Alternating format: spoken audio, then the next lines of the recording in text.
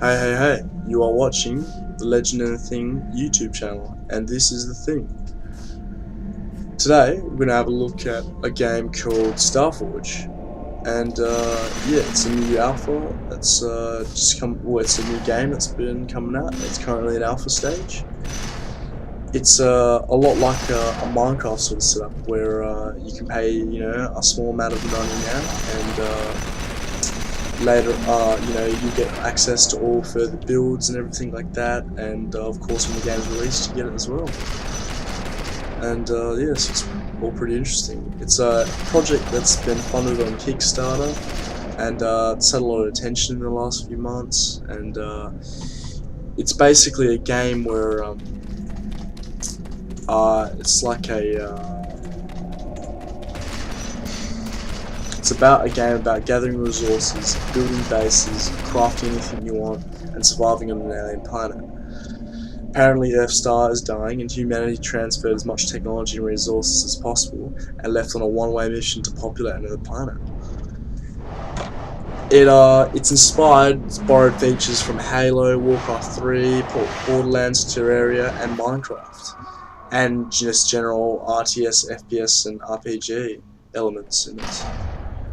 It's got what's some interesting things about it is as things like procedural weapons, which is so pretty much infinite weapon possibilities, any random combinations, everything like that. Procedural infinite voxel terrain in space, so it's just like Minecraft. It'll create a random world every time. It'll never be the same, and like it'll just create it as you go. And the good thing is as well is like there's no limits in any direction. Space is infinite. I think if you can get a dig tool, I think in the version before the one I'm using, you can do that, and you can dig just as far as you want. And yeah, you can build your own stuff. Like I think there's going to be a survival mode where people build forts and defend each other and shit like that. It's got a lot of really cool features. It's definitely like a lot like an RPG. You got perks, leveling up, and all that sort of stuff. The guns already, I've only had a chance to use 2 guns, but yeah, they just look awesome. And one of the guns, which I've used a lot in the video, has it's called I'm not too sure what it's called, but it's like a really overpowered gun, and this gun uses the physics of the game and it'll fucking push you fucking crazy distances. So if you jump up in the air and start shooting this thing's gonna rocket jump you in the other direction.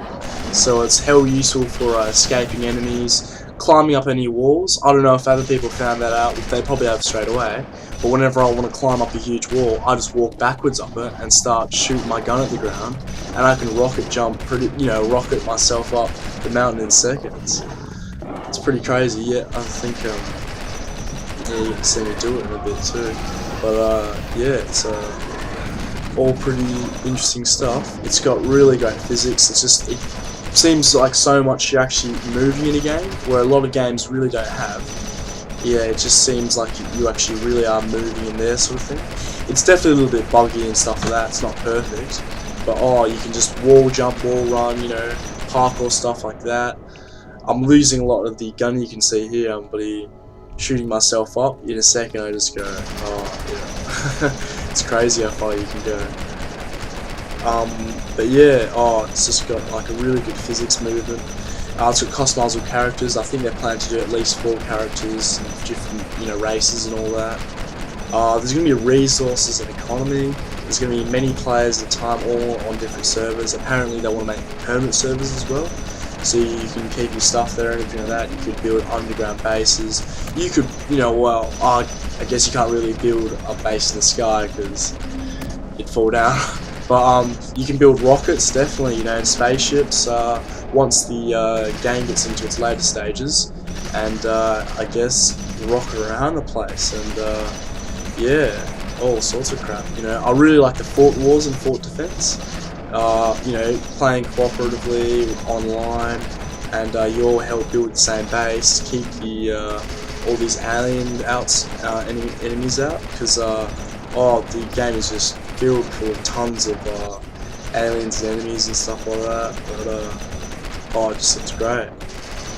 There's going to be a great range of vehicles I've seen like that. I think some of the other on the current version now, I think they've limited some of the features. Like they've taken off the dig tool.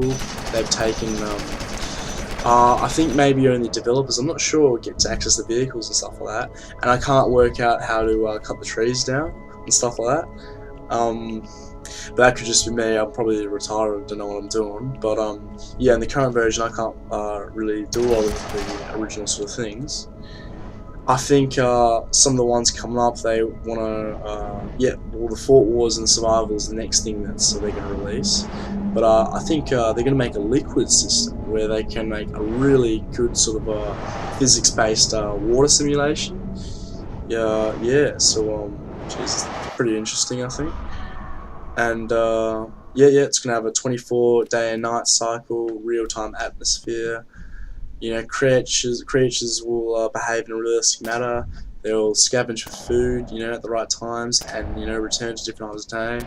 Some animals could be nocturnal and all that, and yeah, it'll be a big place that everybody will war across and shit like that. I reckon it'll be a lot like Borderlands when you get loot from animals and that sort of thing, and how random the weapons will be and all that. And it'll be a lot like in Borderlands, they'll have certain companies that make certain different guns. A bit like that. I kind of like that, you know, like certain manufacturers, they'll make elemental guns and that sort of thing.